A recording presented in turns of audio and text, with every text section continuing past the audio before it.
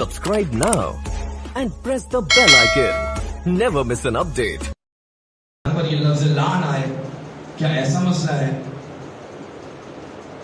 جب ہم اس کلمے کو دیکھتے ہیں تو ہم قرآن مجید جو پہلا منبع ہے، پہلا ماخذ ہے، جب ہم اس کی طرف دیکھتے ہیں کہ بھئی آیا خود پروردگار عالم نے اس کلمے کا کہیں استعمال کیا یا نہیں کیا؟ اب جب ہم قرآن مجید کی خدمت میں جاتے ہیں تو قرآن نے مختلف صفات پروردگار اس قرآن کے اندر ذکر کی، اور یہ بھی کہا کچھ لوگوں کے لیے پروردگار نے کہا میری رحمت تم تک نہیں پہنچے گی۔ کیا کہنا چاہ رہے پروردگار؟ کس کے لیے کہنا چاہ رہے ہیں؟ کہاں پہ کہنا چاہ رہے ہیں؟ اجل پروردگار عالم نے، آپ سب جانتے ہیں حضرت آدم کی خلقت کا واقعہ آپ کے سامنے۔ پروردگار عالم نے ایک مدت تک، روایات کہتی ہیں کہ حضرت آدم سے پہلے بھی اس دنیا کے اندر آدم تھے، ایک مخلوقات کا سلسلہ تھا۔ ایک وقت آیا کہ وہ سلسلہ ختم ہو گیا۔ اب پروردگار عالم نے ملائکہ سے خطاب کیا، اسقلنا للملائکۃ قال انی جاعل للناس انی جاعل فی الارض خلیفہ، کہا میں زمین کے اوپر خلیفہ بنا رہا ہوں۔ کس سے کہہ رہا ہے پروردگار؟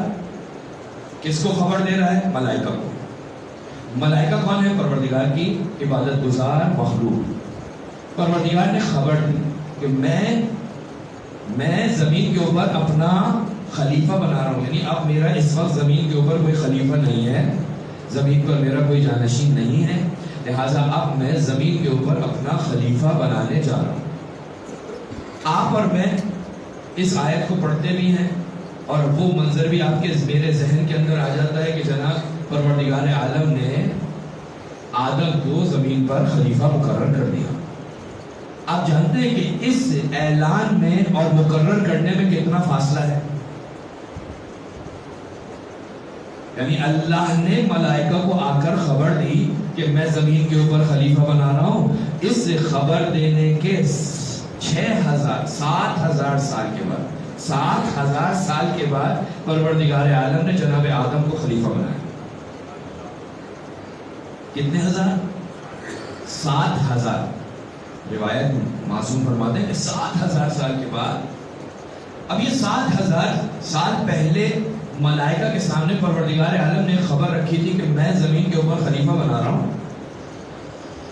اور ملائکہ پروردگار کی عبادت کے اندر مصروف ہیں، سبحون قدوس تسبیح پروردگار کے اندر مصروف ہے، مشغول ہے۔ انہی ملائکہ کے ساتھ پروردگار عالم کی ایک مخلوق ہے جس کا نام ہے جن۔ جنوں سے تعلق رکھنے والا ایک جن جس کو کہا جاتا ہے ابلیس، زمین پر عبادت کر رہا تھا، ایسی عبادت کی کہ پروردگار عالم نے اس کو اوپر بلا لیا، ملائکہ کے درمیان زندگی کر رہا ہے۔ اس کی عبادت کا عالم کیا ہے؟ اس کی عبادت کے بارے میں مولا کائنات حضرت امیر المومنین علی بن ابی طالب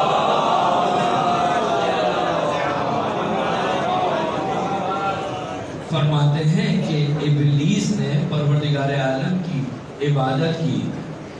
وہ ابلیس جو پروردگار کو رب مانتا ہے، وہ ابلیس جو پروردگار عالم کی بارگاہ میں اس کے عرش کے سرانے کھڑے ہو کر، عرش کے کنارے پر کھڑے ہو کر نماز پڑھ رہا ہے۔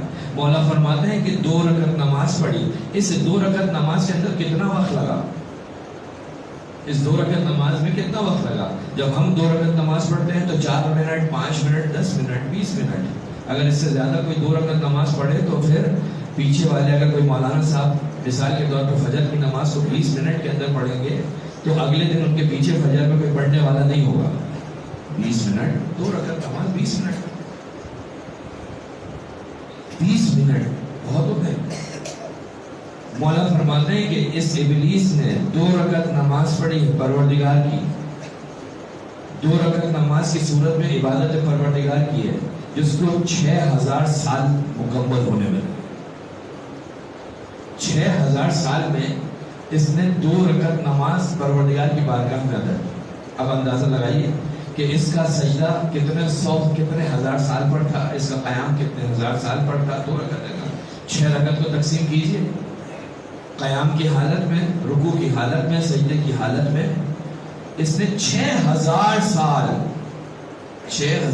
2 رکعت نماز، یہ ملائکہ کے درمیان موجود ہے۔ پروردگار نے اعلان کیا ہوا ہے، کہا میں خلیفہ بنانے والا ہوں، ایک وقت آیا پروردگار عالم نے اپنی قدرت مطلقہ سے جناب آدم کو خلق کیا. جناب آدم کو پروردگار عالم نے خلق کیا اور خلق کرنے کے بعد پروردگار عالم نے ملائکہ سے کہا اس کے سامنے جھک جاؤ, اس کو سجدہ کرو. اب روایت یہ کہتی ہے کہ ملائکہ نے جیسے ہی امر پروردگار سنا فوراً سب کے سب سجدے میں چلے گئے سوائے اس ابلیس کے. اس ابلیس نے پروردگار عالم کے حکم کو نہیں مانا. یہ سجدہ معصوم فرماتے ہیں کہ یہ جو سجدہ ہے یہ آدم کی وجہ سے نہیں ہو رہا تھا, بلکہ وہ ہمارے انوار جو صلب آدم کے اندر موجود تھے پروردگار عالم ملائکہ کو ان کے سامنے جھکوا رہا تھا. ایک سلوات پڑھیں گے محمد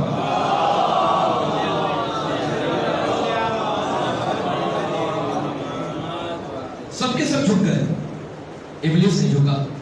اب جب ابلیس نہیں جھکا, ابلیس نے انکار کر دیا, تو اب پروردگار عالم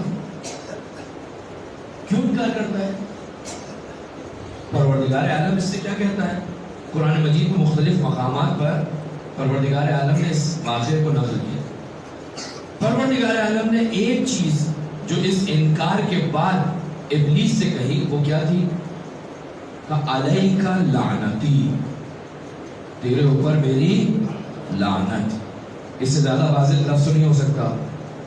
ہاں ہم کہتے ہیں کہ اللہ کے دشمنوں پر لعنت, رسول کے دشمنوں پر لعنت, اہل بیت رسول کے دشمنوں پر لعنت. یعنی ہم جب یہ لعنت کا لفظ استعمال کرتے ہیں تو اس کی روٹس, اس کی بنیاد, اس کی جڑیں کہاں ہیں؟ اس کی جڑیں کہاں ہیں؟ آیا یہ لفظ اسلام سے تعلق رکھتا ہے؟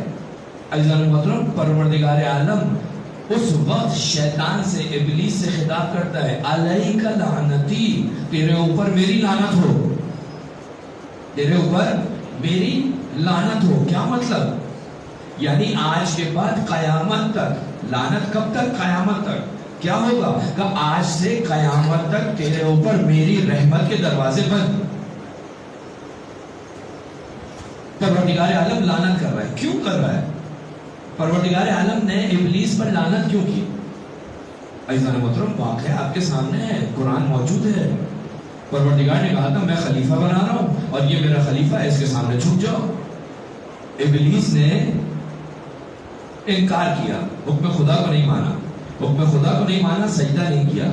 یعنی جو شخص بھی, جو ذات بھی, جو مخلوق پروردگار بھی اللہ کے خلیفہ کے سامنے جھکنے سے انکار کر دے اس کے اوپر اللہ کی لعنت ہوتی ہے.